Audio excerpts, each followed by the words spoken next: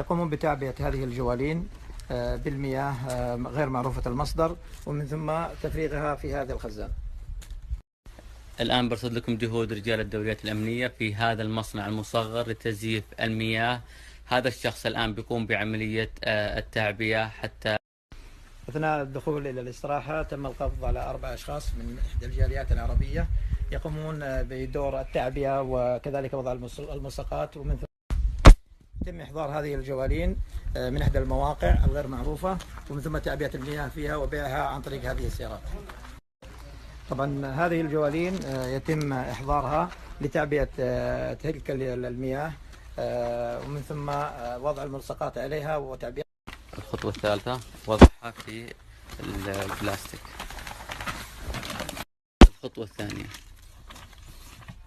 وضع الاستيكر.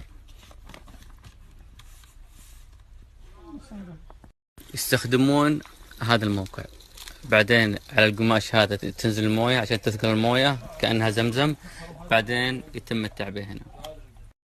الشخص هذا هو اللي كان يعبي. الآن بالتجارب من البداية إلى النهاية بتشاهدونها الآن عبر السناب الأمني. لا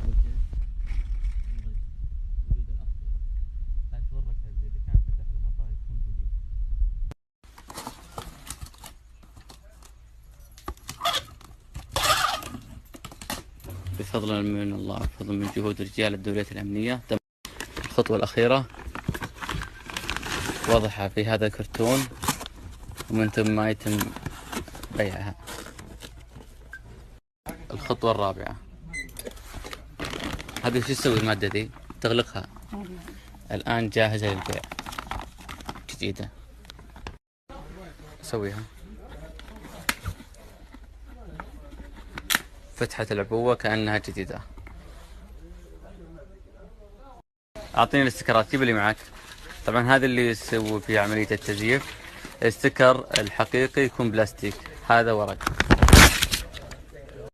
الاحتراف في التزوير وجود هذه الكراتين، كذلك طباعة مخصص النقل جوا والموقع الإلكتروني.